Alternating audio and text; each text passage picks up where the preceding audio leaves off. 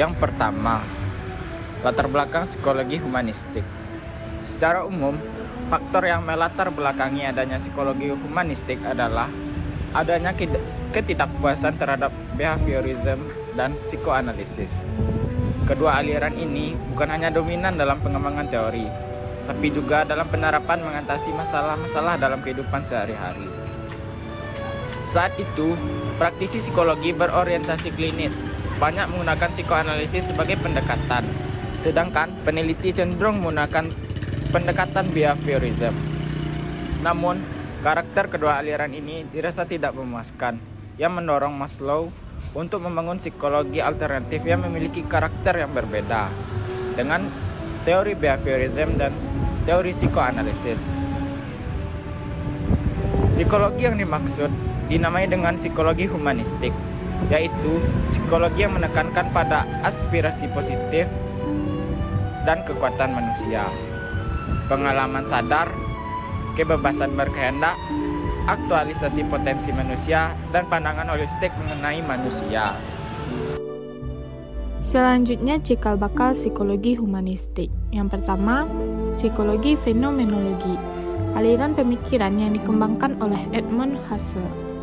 Menurut psikologi fenomenologi, tidak ada pemisahan antara objek senyatanya dengan persepsi subjektif kita terhadap objek tersebut. Ada 4 karakteristik psikologi fenomenologi menurut Landrich. Yang pertama, fokus pada pengalaman manusia. Yang kedua, tertarik pada makna suatu pengalaman dan bagaimana makna itu terbentuk. Yang ketiga, fokus pada upaya menggambarkan fenomena. Yang keempat, mengakui peran peneliti dalam mengkonstruksi fenomena. Yang kedua, psikologi eksistensial. Psikologi eksistensial adalah ilmu pengetahuan empiris tentang eksistensi manusia yang menggunakan metode analisis fenomenologis. Psikologi eksistensial bertentangan dengan pemakaian konsep kausalitas yang berasal dari ilmu-ilmu pengetahuan alam dalam psikologi. Yang pertama, Martin Heidegger. Heidegger menggunakan metode fenomenologi untuk menjelaskan eksistensi manusia dengan makna eksistensi dan hidup autentik. Yang kedua, Rollo May. May menggunakan beberapa metode dalam menjelaskan eksistensi manusia. Yang pertama, kebebasan atau freedom. Yang kedua, normal anxiety versus neurotic anxiety. Selanjutnya, karakteristik psikologi humanistik. Yang pertama, psikologi humanistik menganggap penting pengalaman subjektif seseorang. Kedua, manusia memiliki kebebasan untuk memilih perilaku dan tidak dibatasi oleh pengalaman masa lalu ataupun batasan-batasan lingkungan yang ada.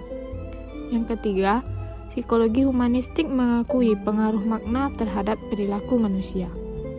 Tokoh-tokoh psikologi humanistik: Abraham Maslow 1908-1970, Carl Rogers 1902-1987, Viktor Frankl 1905-1997.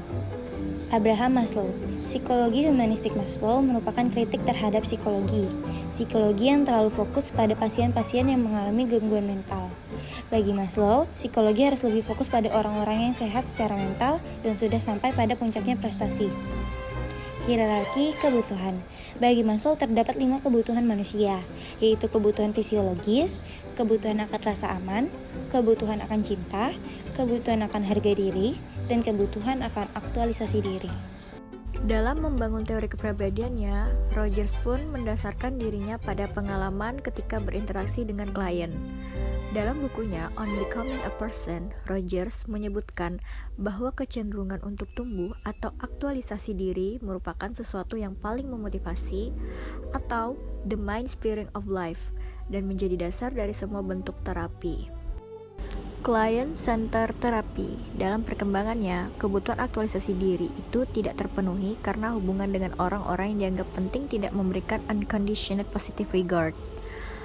Client Center Therapy digagas Rogers berdasarkan pengalaman luasnya dalam proses terapeutik, yang kebetulan kebanyakan kliennya adalah para mahasiswa yang masih muda, cerdas, memiliki kemampuan verbal yang baik, dan kebanyakan mempunyai masalah penyesuaian diri.